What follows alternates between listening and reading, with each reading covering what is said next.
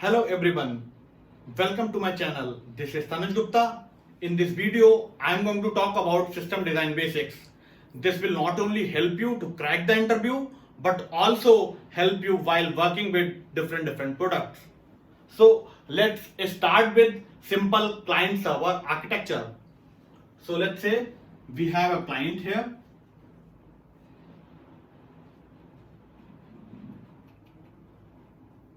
And this client can be in any form, either some application or any web browser. This client sends some request to the server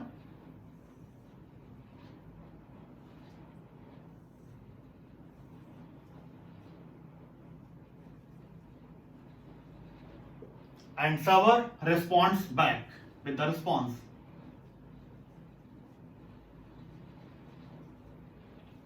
If you see, this client server architecture looks very simple, but it is not that simple.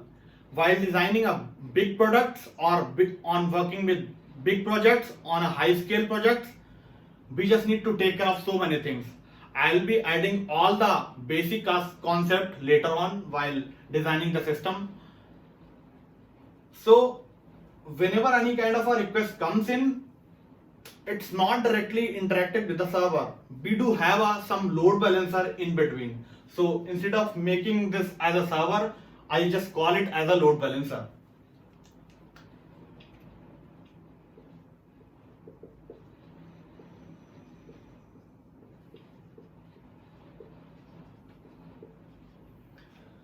And once the request falls in onto the load balancer, it redirects that particular request to the server.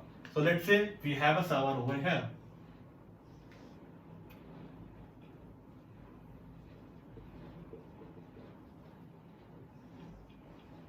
So a request comes in and then it responds back with the response.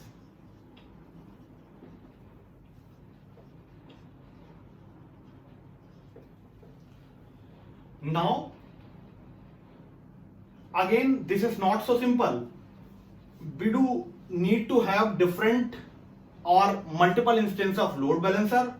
On the same page, we need a different or multiple instance of server as well.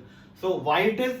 Because whenever any kind of a request comes in, if this load balancer is not working fine, or it is dead, or it is somehow shut down, so then the request will be lost. To avoid all these things, we just need to have a multiple instance of load balancer. So let's say we are running multiple instances of load balancer. On the same page, we have multiple instances of server. Right? So now, as we see, we do have a multiple instance of load balancer. So these load balancer can be two types. So if we talk about the first term, that is a load balancer. It can be two types. One is like in two modes. One is like active mode or inactive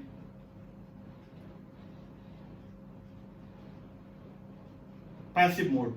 It means one of the load balancer will redirect the request to the healthy server. On the same page, as we have a multiple instance of server, so this is called as a scaling. So we have got second term, we call it as a scaling.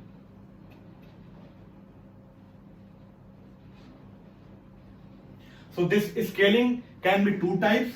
One is horizontal scaling. Another is vertical scaling.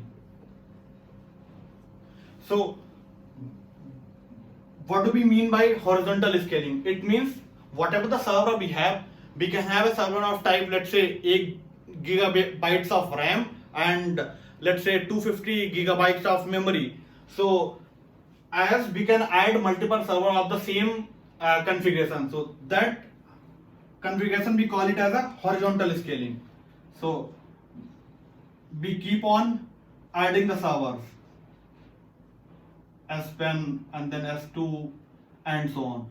And in terms of vertical scaling, what we do, we basically scale the desired server. So let's say by default, if it is 8 GB of RAM and 250 gigs of memory, then we just need to extend it to 8 to 24 GB of RAM and 256 GB of memory to, let's say, 1024 gigabytes of memory based on the need. But obviously it has its own disadvantage. I mean, we cannot have a big machine given the threshold. So this is how vertical scaling works.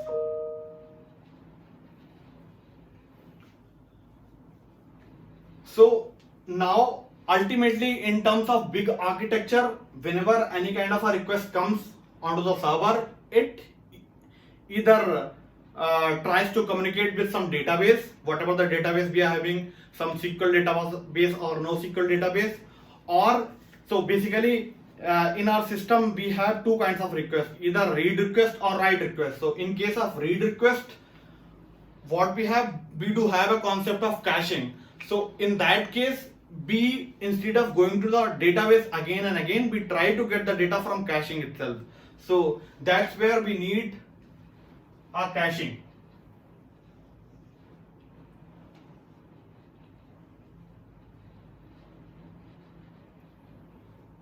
We call it as a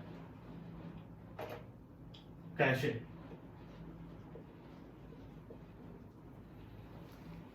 So we have got new term, we call it as a cache, either memcache or Redis. So based on the need, either we can go for the memcache and Redis. We can discuss all the pros and cons of all this cache later on. So now, yeah. So as I said, whatever the request we are having, if we want to do some kind of a calculation in terms of the request, we do have some application logic over here.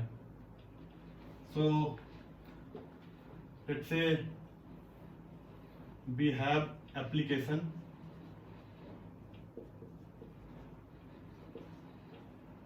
logic in this box. So it tries to interact with this application logic, this request, and whatever the modification we have done on this application logic, we just response back to the server. Now, as I said, in this application logic, we just need to interact with different service layers, different DAO layer. We have different models associated with the different requests. So that's how we do it. So we can say this is a combination of models plus services plus DAO. DAO we call it as a data access object. So this is how we are, I mean, all these things are embedded in this application code. Now we can have either read request or kind of a write request. So if it is a kind of a read request, so first, I mean, we do need to have a database in our application. So let's say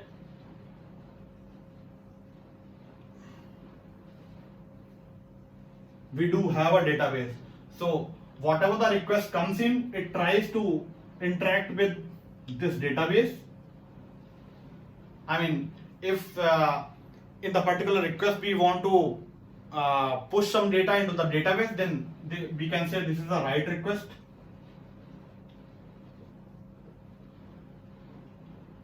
And in case if it is a kind of a read request, so then it needs to interact with the database and get the data back from the database. So as I said, all the time we do not need to interact with the database for the read request. What we do, first we try to get the data from cache if it is a read request.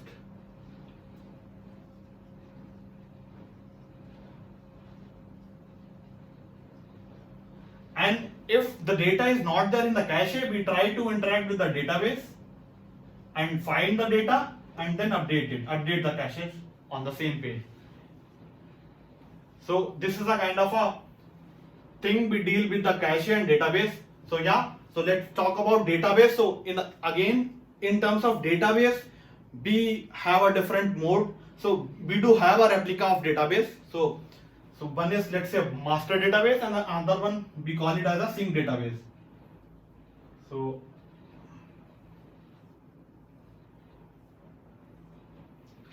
this one I can call it as a master, and this one I can call it as a slave. So this is always in sync.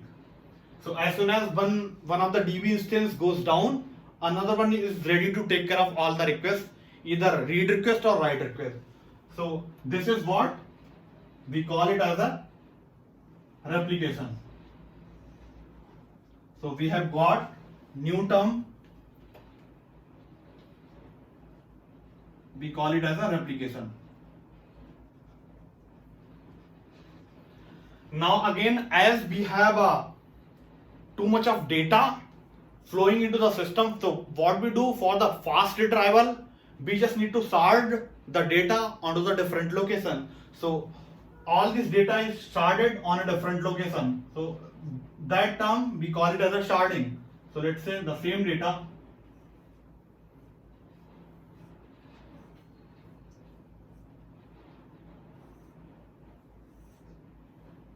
so there are multiple mechanisms of sharding. I am not going into that detail, but yeah, so this is a kind of a sharding.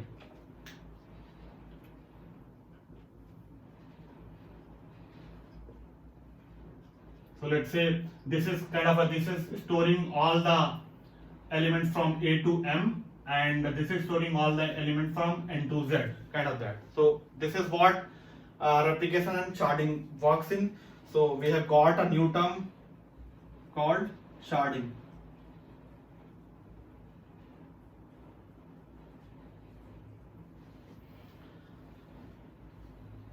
So this is all about like whatever the request we are getting, we are interacting with the system, and that system is giving us a response back, and this is ultimately going back to the user. So sometimes we get the request of async type. It means we do not need to reply the user at the same time. So what we do, so as in my previous video I had just talked about the messaging system, so that was the Apache Kafka. So on that mode we can have some kind of a mechanism to store the message whenever we have the async API. So let's say if any kind of a write async request comes in,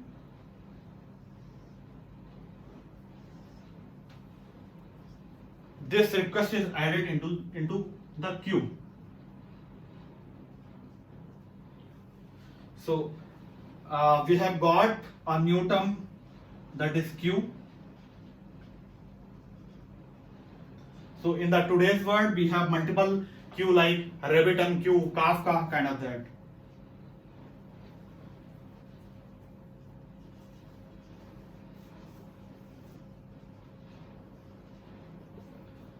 So now whatever the data is stored in the queue, it is going to execute on some worker nodes. So let's say we have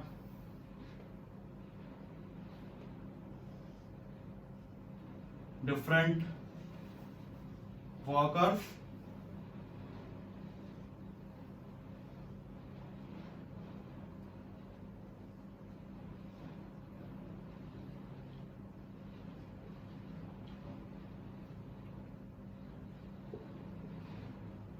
And then these workers are going to execute the task, and then probably they would be storing some data into some object store. So we call it as a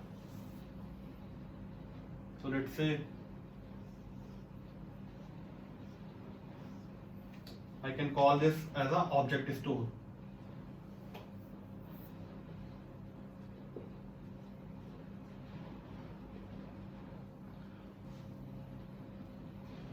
So yeah, so this is all about the high scale system.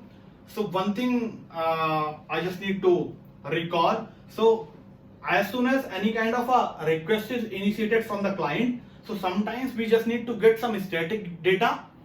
So instead of going into all this load balancer server and all, what we does, we store the data into the CDN. So let's say we do have some content delivery network here.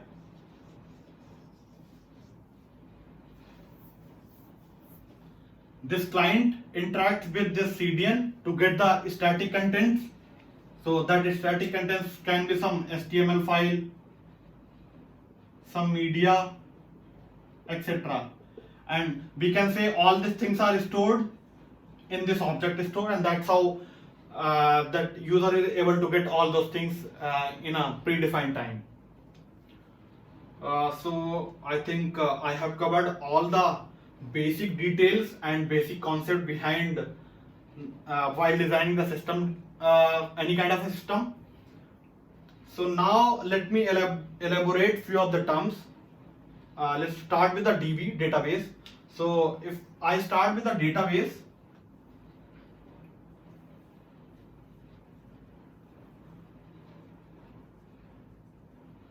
so in the today's world, we do have two kinds of database, either SQL database or NoSQL database. So when we talk about SQL database, we do have all the data in the form of rows and columns.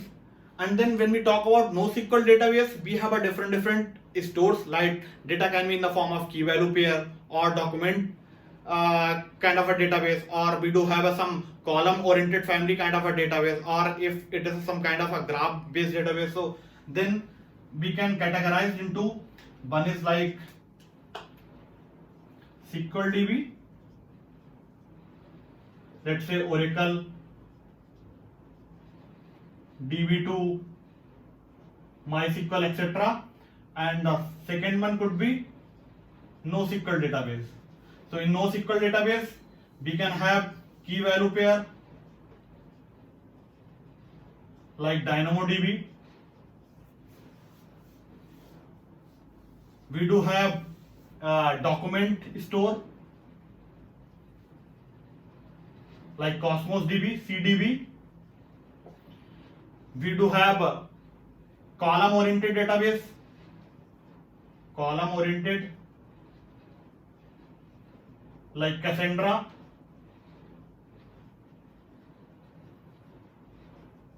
And in terms of graph based database, we do have Neo4j. And all this SQL database follows ACID property. So what do you mean by ACID property? A for atomicity, C for consistency, I for isolation, and D for durability. And when we talk about NoSQL database, they follow CAP theorem.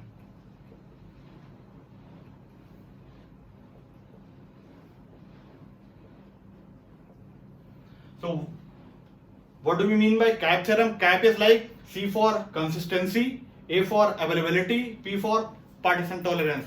But having said that, none of the NoSQL database follows two of the properties, more than two of the properties. So guys, I think I have covered all the terms in terms of system design. Let me recall if somehow I have forgotten any of these. Yeah.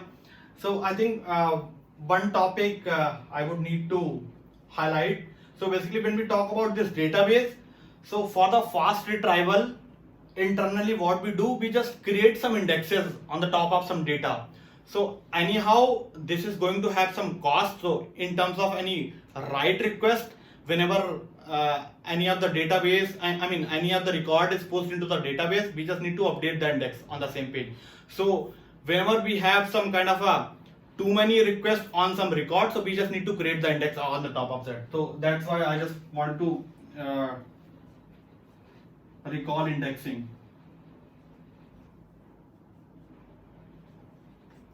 And I think I talked about CDN. So CDN is nothing but content delivery network.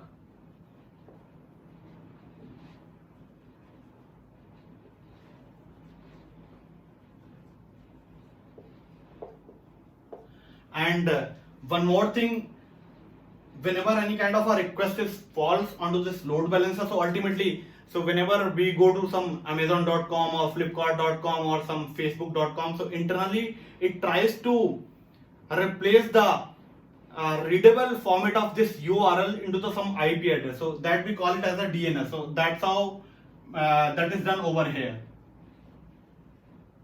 So DNS is nothing but is domain name server.